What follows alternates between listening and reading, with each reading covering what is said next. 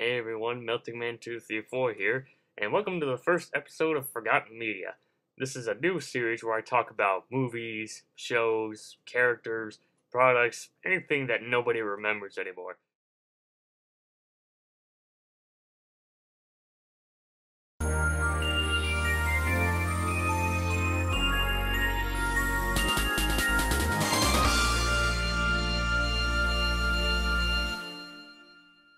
Hey everyone, Melting Man 234 here, and welcome to the 100th episode special of Forgotten Media. Man, 2023 looks like this is the year for the number 100.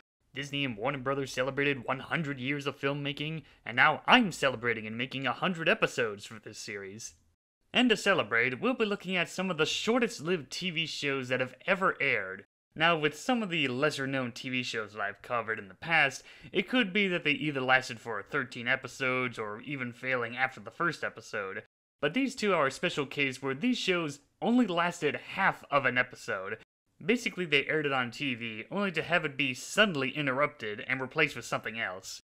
First, we have Turn On, a very strange and surreal series of adult comedy sketches made by Digby Wolfe and George Slatter, or whatever their names are, sorry about the mispronunciation, and it aired on ABC on February 5th, 1969. Honestly, this is a show that's really hard to describe. It starts off with these two guys operating an old control board, and after that, it's just random sketch after random sketch after random sketch. And it's very fast-paced, something that the late 60s wasn't accustomed to.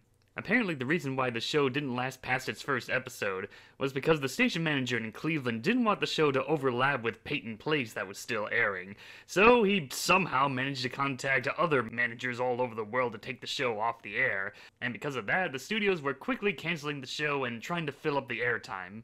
After that, it pretty much shared a similar fate to Tim Burton's Hansel and Gretel, being the stuff of myths and legends, saying it was one of the worst TV shows ever. Then, later, the full version of the first episode, along with the unaired second episode, were displayed at the Paley Center of Media, and eventually they would find their way onto the internet. Tim Conway, who starred in the first episode, described Turned On as a show that was ahead of its time. And after watching it, yeah, it's definitely way ahead of its time, considering how nowadays we're so used to going on the internet and watching vids that are just full of random nonsense and fast-paced comedy bits. Granted, the stuff in Turn On is a bit of a mixed bag. Some jokes work, some are very outdated, and some are a little more on the offensive side. But yeah, if you want something really bizarre that's part of television history, I say check it out. Next, we have Australia's Naughtiest Home Videos, the failed attempt at making a more raunchy spin-off to Australia's Funniest Home Videos, that premiered on the Nine Network on September 3rd, 1992. This is a one-off special where, as the title says, it's a series of funny videos, but made more for an R-rated audience. Yeah, it's another one that I can't say much, mostly for its raunchiness. You got dick jokes, this running gag of a girl with her very flexible tongue, and a couple having sex out in the park and other filthy things. Kerry Parker, the owner of Nine Network at the time, was informed about the special by some friends, and after watching it live, well, let's just say he wasn't happy and demanded the special to be taken off the air. And so, halfway through the special, a technical problem message suddenly popped up, before switching over to a rerun of Cheers. Despite mixed receptions, a good chunk of the staff involved with the special were fired after the incident, including the show's host, Doug Morey. After watching it, well, an interesting time capsule is the nicest way I can put it. Well, okay, Doug's commentary was funny in some cases. It's amazing how much they were able to get away, and with how Kerry Parker reacted to the whole mess, you'd think that the special would have been destroyed. But surprisingly, it was just tucked away deep in the archives for a long time, until they decided to re-air the special in 2001, advertising it as the show Kerry Parker didn't want you to see. In this version, it's hosted by Eddie McGurry, and featured the full-length version of the special. Of course, nowadays you might be able to find it floating around on the internet somewhere, because as Avenue Q has taught us, the internet is really, really great. For porn. Funny enough, the American side of the Funniest Home Videos branch tried to do their own take on the idea in 2019 with Videos After Dark, hosted by Bob Saget. This was something I just found out while working on this, and I just wanted to give it a quick mention since I haven't gotten around to actually watching the special myself, if it still exists somewhere. So there you have it, the shortest lived TV shows that lasted less than one episode. all involving adult content. Yes, that's a new one for this series. Well, that wraps up this episode of Forgotten Media, so this is Melting Man. You know, it doesn't seem right to end this special so short. There's gotta be something else to talk about. Well, I have noticed that over the years, certain topics in medias have been updated with new info. I mean, heck, the Lost Media Wiki community has had quite the adventure in recovering pieces of media that were thought to have been lost to time. And I have covered a lot of topics on this series. Some of them were decent, like Robotomy or Vector Man, and others with barely anything to go off of, like Out of Jimmy's Head and Commander Keen, and I wish that I could have done better on them. So now, I think it's time to travel down memory lane and give some of these episodes my updated thoughts on certain details. Ah yes, the first topic for my first installment of Mixed Batch, where I covered 3 or so topics in one video. Little Shop is basically a more kid-friendly version of the Little Shop of Horrors movie from 1986, which is based off the 1982 Broadway musical, which is based off the original 1960 movie. I only talked about the first episode of this cartoon simply because, back then, that was the only episode I could find. But over time, the rest of the episodes have surfaced online, mostly thanks to the Little Shop archive. So I decided to check out the rest of the episodes and see if I was missing out on anything. To give a brief summary of the series in general, it features younger versions of Seymour, Audrey, and the rest from Little Shop of Horrors. Weird thing about the show is that apparently Seymour is supposed to be like a teenager, but he looks and acts more like a kid. So you got Audrey, the gal always obsessed with being a fighter, or whatever job she feels like doing per episode, and she's Seymour's love interest, that he has a crush on her. Her father, Mr. Mushnick, who runs the shop, and just so happens to be voiced by the same guy that voiced King Koopa in those old Mario cartoons. Payne Driller, your typical school bully character, always picking on Seymour. And Audrey Jr., the mutated plant that Seymour found at a dump as a seedling, and plans to bring back plants and wildlife in any kind of scheme he can think of. He also has veggie magnetism that mostly causes things to move on their own, and shooting seeds that manipulate people into doing his own bidding, though this tends to backfire every time he uses it. With how Little Shop of Horrors is based around a giant Venus flytrap eating people, that kind of darkness was greatly toned down for this cartoon, where instead he usually eats regular food or other objects. There are instances where Audrey Jr. actually does eat people, but it happens off screen and it's usually played more for laughs. The show has a very stylized look, to put it lightly, but animation-wise it's not that great, especially when you got reoccurring flubs like lip syncing and other issues. Since the series only lasted 13 episodes, I'll quickly go over each of them. Bad Seed. The first episode gives us a brief introduction to the series and other details, like Seymour trying to get Audrey's attention, and Junior's attempts to make the other plants more active and overthrow the human race, but always ends up failing. And Singing. Yeah, it's another one of those cartoons where they always have to have a song or two playing in every episode. Real men aren't made of quiche. So in this episode, Junior manages to transfer Seymour to a different classroom lesson involving home economics, just so that he can further his plans of bringing to life a frozen vegetable monster. The best way to sum this episode is masculinity. Yeah, the whole episode is rather mean-spirited with how Seymour is picked on and called a weenie because, oh, real men don't do home economics, Oy. Also, Audrey has a very strange obsession with a refrigerator. I mean, sure, it inspires her to become a repairwoman, but still. It gets even more weirder when Junior needs a brain to bring his creation to life, so they use the brain from the refrigerator. Yeah, the freaking refrigerator talks. Back to the fuchsia. When Junior discovers that dinosaurs were responsible for causing his original plant species to go extinct, he decides to create a time machine to travel back and warn his ancestors and rewrite history. This episode is one of those stories where they succeed in building a crudely put together time machine, go through it, and believe that they somehow traveled back in time, but are actually still in the present. In this case, Seymour gets launched into a greenhouse and thinks he has gone back in time. But by the end, Junior saves him from the place getting bulldozed, showing that despite his malicious plans, he still has a soft spot for Seymour. Kind of. Unfair Science. When Seymour's idol, Dr. Midas Appalling, arrives to judge at his school's science fair, he wants to make him see his greatness. That is until Junior hijacks his plans, claiming that he's quote-unquote helping him put together the project, but is actually making a device that turns humans into plants. And we later find out that Dr. Midas is actually a washed-up has-been who wants to take all the credit for Seymour's project, and almost zaps him with some kind of a ray gun. So yeah, just one of those be truthful episodes that just so happens to involve a mad scientist. Stage blight. When Junior hears the news about a stage play happening in town, he switches the scripts to something more plant-themed to raise awareness of plants or something. After a series of events involving casting choices and Seymour finding out about Junior's plans, the stage director believes that Seymour is the writer of the play and wants to take full credit and all the money, but Seymour rejects his demands, and then the stage director tries to kill him by dropping a piano on his head. Man, this kid just has a habit of making enemies. I loathe a parade. Okay, so it starts off with a shady salesman giving Seymour a Venus flytrap, then Junior falls head over heels for it, then the flowers surrounding it get taken away for a bouquet for a parade that Audrey is taking part of. And yeah, not much to say about this. Just a bit of a weak story on love. Air Junior. When Junior finds out about football players playing on grass, he takes offense to this and tries to put an end to it, as well as tricking Seymour into getting new shoes that he uses his power to make him fly to try and catch a shoe-themed blimp. There also seems to be this running gag about people questioning what's wrong with Seymour's feet. I guess it's because the new shoes that he got are too big on him or something, I don't know. Untitled Halloween Story. Yeah, that's literally the name of the episode.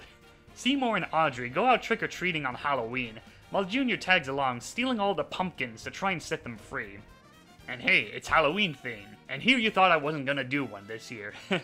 Well, not a standalone episode, but hey, it's better than nothing. It's a Wonderful Leaf. Seymour witnesses what life would be like without him, and that he turns into Junior or something. Yeah, I really don't know what's going on. I can't say much about this one because there only exists a German version of this episode, and I don't know German. So unless one day someone is able to translate it or find a copy of the English version, I'm gonna have to sit this one out. Tooth or Consequence. So this episode starts off with Junior getting a toothache from snacking on some ice cream at night. Seymour lies that the ice cream was robbed by burglars, and that he has a toothache cause, yeah, like in the movies, he's trying to keep Junior's identity a secret.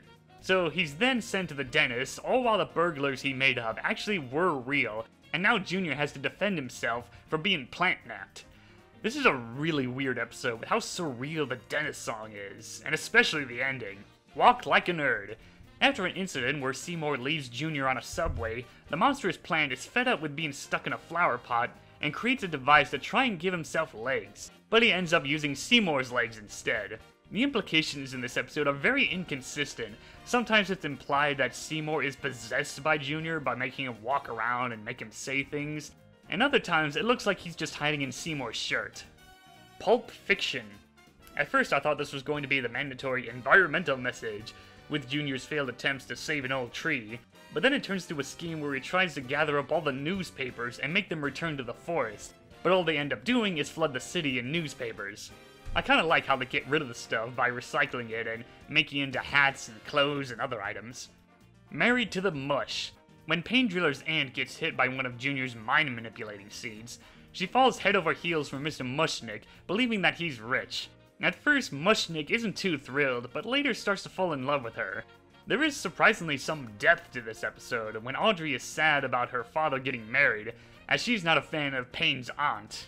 She says that she already has a Mrs. Mushnick, and that she got lost in the mall and they never found her. But it's actually implied that she's actually dead, and Mr. Mushnick wants to remarry to try and make her daughter happy. So, after going through the entire series, I can now say that overall the show is very meh. Seymour's constant narration to the camera can be annoying, the songs are forgettable, and there's one episode that I have no idea what's going on, all because the only surviving copy of it is an untranslated German version. Though I will say, the Halloween and the last two episodes were decent. I may not be missing much with this take on Little Shop of Horrors, but hey, at least now I can say that I've watched all 13 episodes of Little Shop. Kilala Princess, the manga series of a girl interacting with the Disney princesses, and the first episode to introduce those live-action segments that I used to do. For the most part, I'm pretty happy with how this episode turned out. The only reason why I'm revisiting this is that I wanted to briefly talk about its newest volume. Yeah, 12 years after the manga's ended, Tokyopop decided to bring back the series with a new volume, Kilala Princess Rescue the Village with Mulan. The story takes place after the last volume, Kilala now happily married to Ray and ruling over the kingdom of Paradiso.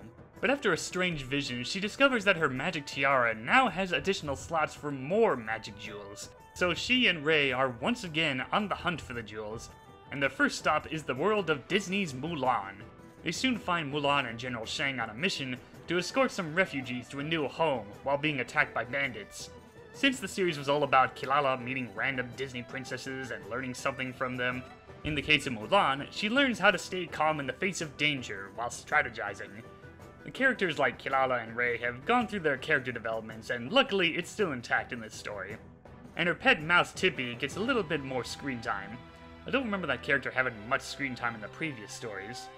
This story seems to take place after the events of the film, so that means no Shan Yu, and instead we have this bandit leader, although he really isn't much to go off of. I think the main issue I have with this story is that it sets up the next big adventure for Kilala. They find the new jewel at the end of the story, teasing about other Disney worlds they could go to, and then it ends. Yeah, a big setup about finding new jewels for the magic tiara, only to be immediately dropped. Since this story came out in late 2020. I guess this particular volume was some kind of a tie-in to go in with the live-action Mulan remake, or perhaps the plans were interrupted because of the COVID-19 pandemic. It was originally released in 4 separate comic issues, which means this is the only Kilala Princess story that's in full color, and it was later combined into a single volume. So in closing, Rescue the Village with Mulan feels like a mixed bag to me. It almost feels more like the Toy Story 4 of the bunch. Like, the story and the artwork is fine, but the series already had a definitive ending, and it feels a bit pointless to continue on. Especially if you end it with teasing future stories and going nowhere with it. But hey, while we're on the topic of Disney, here's a bonus revisit. In my episode on the other Kingdom Hearts topics, I talked about a non-canon comic called The Scepter in the Kingdom. At first I thought it was something only released in Spain, but there has been some updates about it. The story is originally from a Kingdom Hearts themed magazine that was made in Italy, and was released in parts of Europe. Then it was brought over to Spain, which became that pre-order bonus for the first Kingdom Hearts game, and finally it was brought over to Australia. So yes, there actually does exist an official English translated version of this story. It was nice to finally read through and understand what's going on. I guess I should also mention that the storyboarded version of the cancelled Kingdom Hearts TV show has surfaced online as well, but that's a revisit for another time. I mostly wanted to bring up the comic for this episode. And speaking of comics, this segues into the next revisit. In my previous Milestone special, I paid tribute to Archie Sonic by talking about a handful of cancelled issues and graphic novel compilations around the time they announced the cancellation of the series. All I had to work with back then was just the covers and very brief story descriptions. In terms of the graphic novels, there hasn't been any updates or anything new discovered, at least as far as I know. But when it comes to the cancelled issues, there's been a handful of unfinished pages and other details that have been discovered over time. And being the Archie Sonic nerd that I am, I had to revisit this. Starting off with issue 291, Genesis of a Hero Part 4. This one is more of an adaptation of Sonic and Knuckles instead of just Sonic 3. And it's what you'd expect. Sonic and Tails running through the Hidden Palace Zone, they fight it out with Knuckles, who's working for Robotnik, only to witness the Doc run off with the Master Emerald. Knuckles learns that he was tricked, he helps Sonic and Tails reach Sky Sanctuary Zone, where they later encounter Mecha Sonic, or Mega Sonic Mark III, or whatever the hell Sega feels like naming this thing nowadays with their retcons. After fighting that robot, they make their way onto the Death Egg Zone, where the story ends with the text most likely coming up and saying, "Oh, go and play Sonic and Knuckles to see how the rest of the story ends." Yeah, nice artwork and everything, but once again, it's just a cheap advertisement for the Genesis games. Which only makes part 1 stick out like a sore thumb, seeing as how that's the only part that doesn't feel like an obvious advertisement. It's a real shame that this would have been the first time we'd get to see Mecha Sonic in action in the comics, since he never appeared in Archie Sonic's old timeline. But instead, he ended up sharing the same fate as Gamma and Emerald, where he only gets one tiny cameo in a flashback scene. As you can tell, the pages are unfinished with no dialogue, and there's gonna be a lot of that in this revisit. So it's unclear on how the characters would have acted like or what they were going to say. I know the Archie Sonic restoration team were planning to finish this story, but that team has been dead for years. Next, we'll move on to issue 292, what was meant to be the start of a series of stories where each freedom fighter goes on their own adventures. There's some nice scenes with Tails, Rotor, and Nicole exchanging some dialogue, Amy, Cream, and Sally packing bags to most likely visit Dr. Edley, we'll get into that later, Antoine and Bunny being the cute couple like they always are, and Sonic running around revisiting familiar zones from Sonic 2, like Hilltop Zone, Mystic Cave Zone, and Oil Ocean Zone. Well, at least he's not running through Green Hill Zone for the umpteenth time. Ugh. Next is issue 293, where Sonic and Honey help out on the creation of the new TV show, Sonic Man Heroes. And sadly, there's not much to say. There are no pages, but artist Tracy Yardley did provide some details, like yes, the story would have taken place in Studiopolis Zone, and he showed off some concept art for the actors playing the characters for the show, both in their casual and superhero designs. Like we have Sonic Man, who's basically an updated look compared to his 06 design. Though funny enough, his casual attire gives off a bit of a Sonic Boom vibe. Then we have the actor for Tails, with the nerdy glasses and speakers for ears. The one for Knuckles is very interesting, as this would have been the first time Knuckles would have been portrayed by a black guy in official Sonic media. Yeah, predating the Sonic movies, where Knuckles was voiced by Idris Elba, or whatever you pronounce that name. The actress for Cream is neat, though it is odd that Cheese is just a puppet for casual scenes, while a real Chow is seen for the superhero bits. I also really like the look of the actress playing Amy, and the fact that she's using a real sledgehammer for the Pico Pico hammer is badass. And finally, we have the actor playing the show's version of Dr. Robotnik. Basically, this is what happens when you throw modern Robotnik and Saddam Robotnik into a blender, and it's actually pretty cool. At first, I didn't think of this issue that much, as the story synopsis made me think this was going to be like a Sonic Boom episode of self-awareness and self-deprecation, but after seeing the concept art for the actors, I have become more curious on what the story was going to be like. Issue 294! Yeah, no pages and nothing new. I guess the only new thing that I can add is the fact that the second story was going to be called Baking Bad, obviously a parody of the TV show Breaking Bad. Now back then, I thought that was the last known Archie Sonic comic that was announced, but later I discovered info about issue 295. Although sadly there's barely anything to say about it. All that remains is this cover made by Tracy Yardley, which I actually asked him about it, if it was real or not, and he said yes. So big thanks to Yardley for taking the time to answer my question on Twitter. But there's no story details, no unfinished pages, and the cover is unfinished, although supposedly there was a final version of it that used to be on the Archie Comics official website. And judging from the cover, it looks like this was going to be some kind of an adaptation of Night of the Werehog. Now that is interesting because around that time, the Sonic Unleashed adaptation had already finished, and the Werehog form was no more. So maybe this would be a story of just regular Sonic dealing with the ghosts, or it's some kind of a flashback story that took place during the Shattered World Crisis. Now let's move on to the Sonic Universe comics with issue 95, the story that would have featured Sonic and Antoine dealing with a new evil threat. I already talked about this on Archie Sonic Character Files when I mostly relied on a fan restoration version.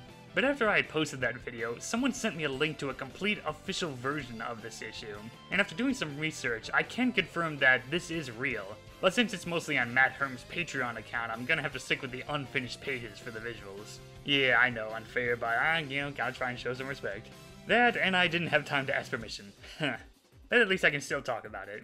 I've read through both the official and fan restoration versions. Aside from the obvious differences in the colors and text, it's still mostly the same story. They both visit Antoine's home, only to be discovered that it's been vandalized by a new threat named Cortez, where in the official version his full name is Inigo Cortez. They fight for a bit, Antoine gets some new duds and a sword, defeats Cortez, and they head off in the tornado. There are some noticeable differences in the official version that's different from the fan-made version. The castle is given a little more context, where after Antoine's parents passed away, Bo Sparrow and his gang of freedom fighters took on the responsibility to look after the castle. There's also some dialogue about Antoine having a exchange buddy that was going to help train Antoine, but she's currently busy helping out Bo and his team. I can only assume they're referring to Thorn the Lope, seeing as how she's the only female of the team. The official version confirms that Cortez was going to have a Spanish accent, but it also states that he's a member of the Eggman Empire, specifically in Mordred Hood's section of the Egg Army. And yeah, I was a little bit disappointed, mostly because I like the Fanate, where he was more of a standalone villain, having no affiliation with the Eggman Empire. And the biggest difference is that this story was going to set up this big story arc about finding the 7 sacred swords, where we see Cortez already has one of them, and Antoine gets one later. This is a really good story, and it's such a tragedy that we were robbed of Antoine getting a spotlight story in this new canon. But hey, at least this story has the honor of being the only cancel issue that was actually completed. even if it's locked behind a paywall. Or maybe you'll get lucky like me and find it floating around the internet somewhere. Issue 96. A story involving Bunny being teleported to the Soul Dimension to help stop a new evil threat known as Null. I'll keep this one short since I already went through the story, well, my interpretation of the story, for my Archie Sonic Character File series. In short, the Bunny and Blaze team-up was cool. Issue 97, featuring Amy, Cream, and Sally. It starts off with Nicole being pestered by Phage once again. She manages to escape the malicious virus by entering some kind of a safe zone in the digital world.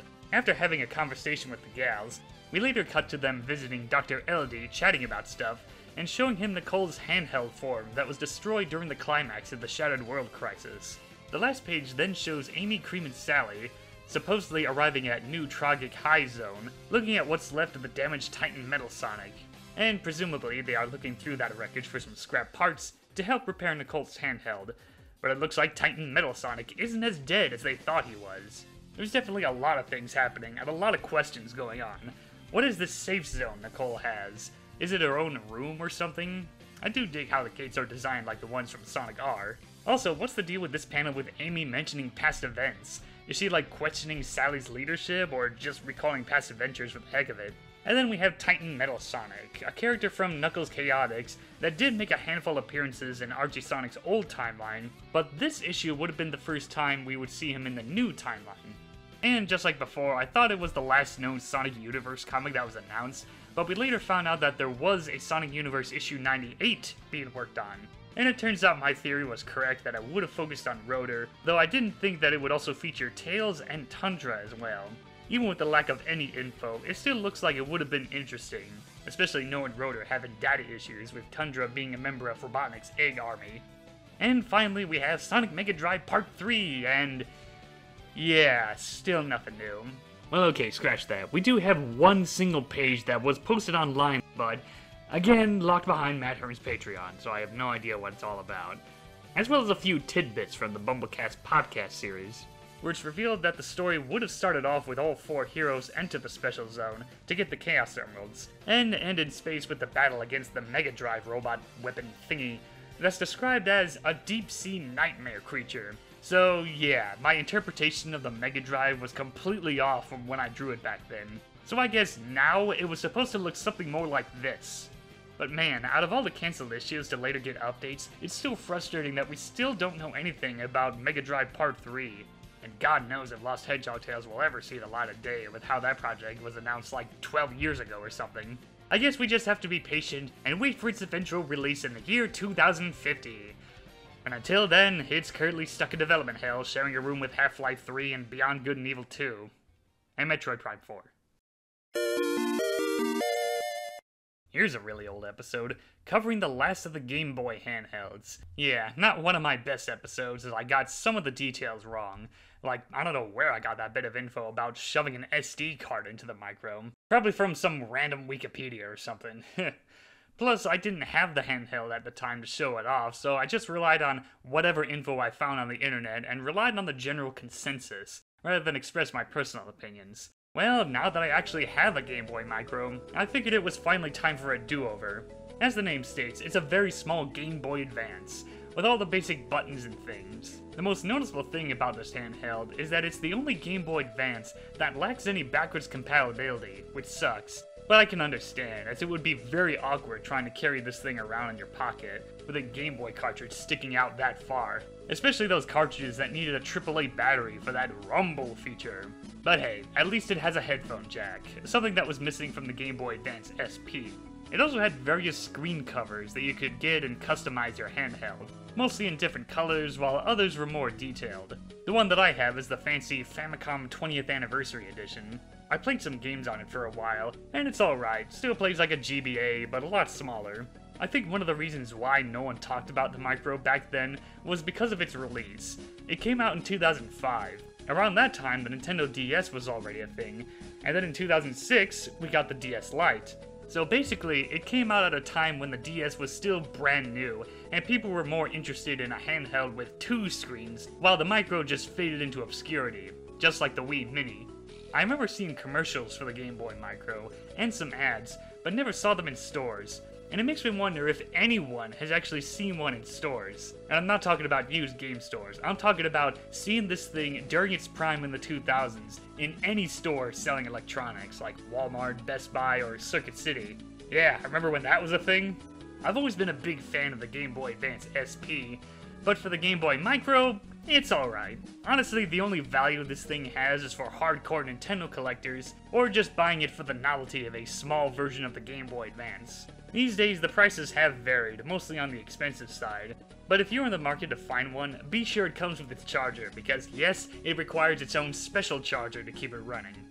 Well, that's about it on these revisits. I'm sure I'll make some more in the future, like try and sit through the entirety of Out of Jimmy's Head, or maybe revisit Gex the Gecko with the recent announcements of the games getting ported onto newer consoles. But they'll happen if I feel like it. There's still plenty of other lesser-known topics that I could cover for this series. So to close things off, let's take a look at a certain topic that I've wanted to cover since the beginning.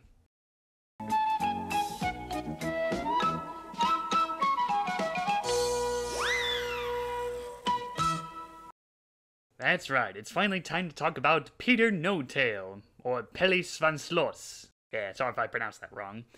The first time I heard about this was an old tape that my grandma used to have. It was one of those blank tapes that had random recordings of stuff that was on TV. I remember watching a few of them when I was younger, whenever I'd visit them during the holidays. The tape I remember the most was one that had the Three Caballeros, an episode of the Flintstones back when they had the Frankenstone family introduced, Animal Olympics, and before all of that, there was Peter No-Tail in America. What I didn't know at the time was that this was actually the second animated film that was made of Peter, and this was originally from Sweden. The version I watched was an American dub. So, looking back, this film was my first exposure to a movie originally made in a foreign country, then brought over to America. Over the years, I was surprised that there is quite a bit of history for Peter No-Tail. From what I can gather, it's a franchise mostly well known in Sweden that started off as a radio series, then became more known for a children's book series, then led up to the film adaptations. There's been 2 animated features, 2 live-action features, a fairly recent new animated one that was released in 2020, and apparently there's even some kind of a playground that's themed after Peter. So yeah, it's kind of like Asterix and other franchises, where they're well known in Europe and not so well known here in America. I can't cover its entire history because some elements are scarce on details, and I'm not an expert on the Swedish language, so I'm only going to be covering the animated films, starting off with the first one, simply known as Peter No-Tail. So the film takes place during war times with a farmer, his cows, and a mother cat with some kittens. A general comes by, annoyed that the farmer hasn't gotten rid of the cats, but he reassures him that they'll be gone soon. Apparently no one wants the kitten that has no tail, and the general regards it as the runt of the litter. Later the film takes a bit of a dark turn, where it looks like the farmer is about to drown the tailless cat in a barrel of water, until a relative of his drives up. They chat for a bit, and while they're talking, the farmer decides to let the cat sneak into his car, and let him be someone else's problem. So now the cat has found a new home with a family, with her daughter naming him Peter. We then get some slice-of-life moments like Peter at Christmas and other things. Then after getting chased by a bulldog, he finds himself in an alley. And suddenly Peter starts standing upright and begins talking and having some fun with some rats. That is until he ends up meeting Mean Mike, a boastful bully who gloats about having a long tail while making fun of Peter's lack thereof, and always accompanied by his bumbling helpers, Bill and Bull. Later, Peter meets a pretty girl named Molly Silknose, and Mike decides to play a prank on Peter by telling him that Molly loves music, but doesn't tell him that her family owners hate cats meowing constantly at night. So Peter begins playing for Molly, but fortunately for him, Molly warns him about her owners, and since she likes Peter, she invites him into her room to eat some fish. Meanwhile, Mike is nearby, thinking that Peter has run away from the owners dumping water on him, and tries to woo Molly with his charm, only for her human owners to come by and spray him with a hose. After that, the film goes back and forth with Peter spending time with his human owners and being out and about anthro-like outside. So yeah, it's one of those films where the animals look and act like regular animals when the humans are around, and then they act more anthropomorphic and can talk more clearly when they're gone. The film's structure is also very episodic. Mike tries to beat and humiliate Peter, makes fun of his disability, but it always ends with Peter coming on top and Mike getting some karma coming to him. I imagine this film was more or less adapting certain stories from the books and combined them into a movie. We also get a couple of minor characters like Albert, the slow cat who is usually dozing off, Gold, I think that's what she's called in the English dub, who is more the sassy one, siding with Mike sometimes, but later she starts to open up to Peter. As well as this one cat who ends up becoming a running gag where he wants to play one of his compositions, but always gets rejected. The main characters themselves are decent. Peter is a very kind character, even if he can be gullible. Molly is the kind one. Mike is the crafty character who somehow manages to convince the other cats to listen to him. And Bill and Bull are what you expect for bumbling henchmen, though they have a habit of one saying a sentence and the other finishing it with a rhyme. The look of the film is very interesting. The backgrounds are all nicely done, but then you have the characters where the outlines are all jagged. Yeah, not the smoothest look for the characters, but I kinda like it. Gives it a bit of a unique charm in a way. Anyway, the rest of the film involves various bits like Mike inviting Peter to a party to humiliate him with a multiplication competition, where the contestants give the answer with their tails. Peter manages to get the question right with some help from a snake that he saved. Mike calls him out for cheating, then the snake bites his tail. And then the rest of the cast decide that it doesn't matter about using your tail, just as long as you know it in the mind. Or something like that. The next bit involves some Olympic challenges, and this is where I think Peter really shines.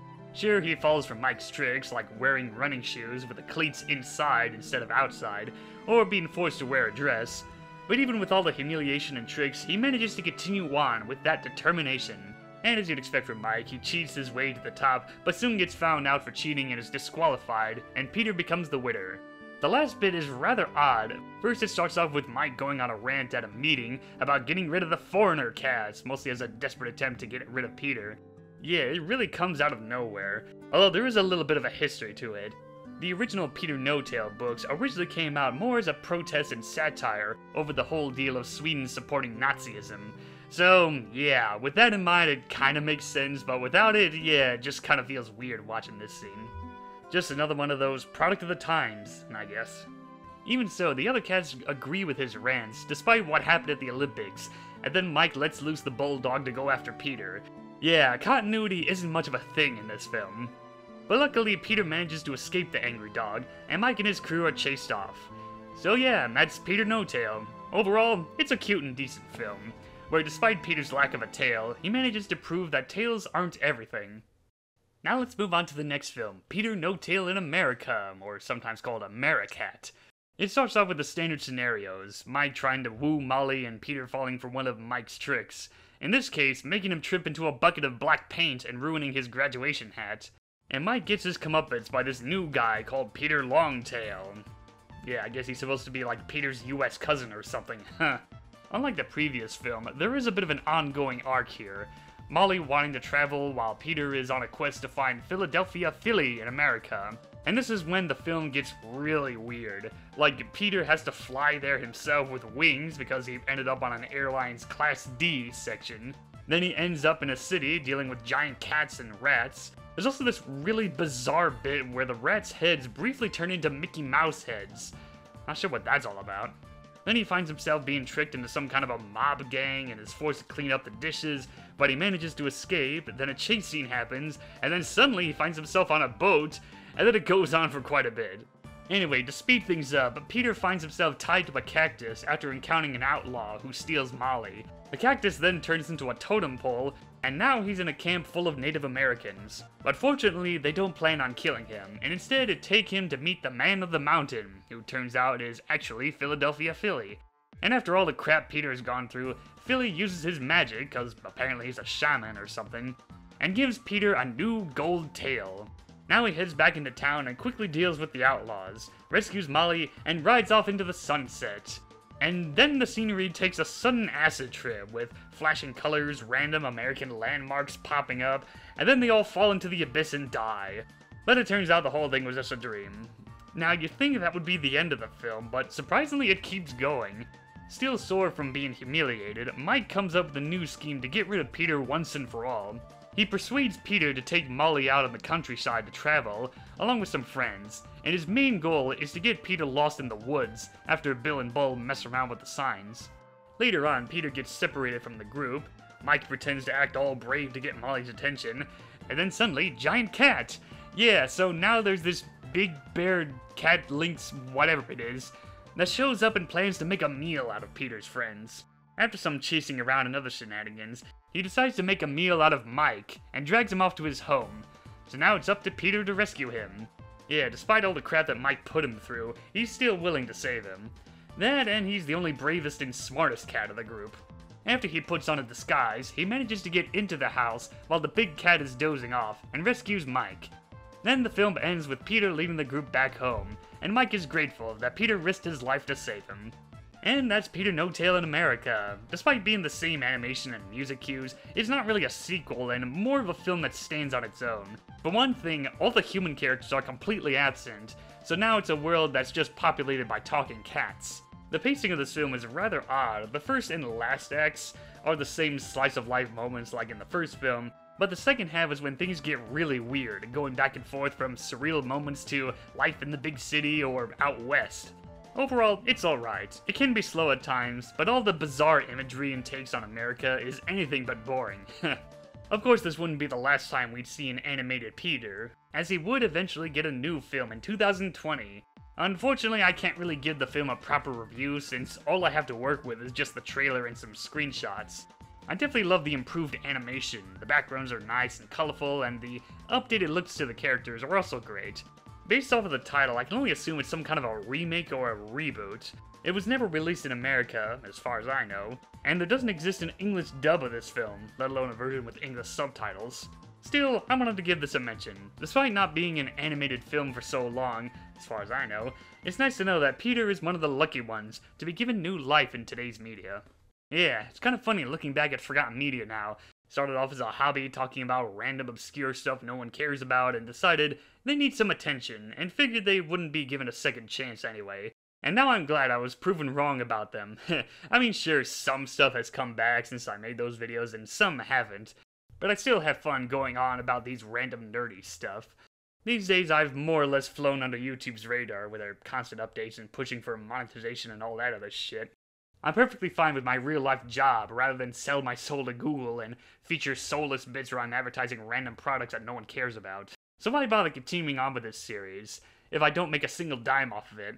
Well, as I said before, this series is more of a hobby. It's supposed to be something fun to do, rather than chase after the latest trends or do clickbait stuff. And it's nice to see people comment about their personal experiences on the shows and games and other stuff that I cover. That's always been the heart for my Forgotten Media series, just helping out and unlocking some forgotten memories. So, thanks for sticking around for so long, or if you're a newcomer to this series, or just rediscovered me, or whatever. Thank you all for the comments. And thus we reach the end of doing 100 episodes of Rediscovering the Past. Here's to another set of episodes in the future when I have the time and motivation to work on them. And as always, this is Melting Man 234 signing out. Say meow and mean it. Put your heart into your song. Share your joy with someone, otherwise things can't go wrong. Say meow and mean it. Give a porcupine a kiss. Pat a grumpy spider, even he will think it's bliss. Say meow and mean it. It's not always such a cinch, 'cause smiling's not so easy when the shoes you're wearing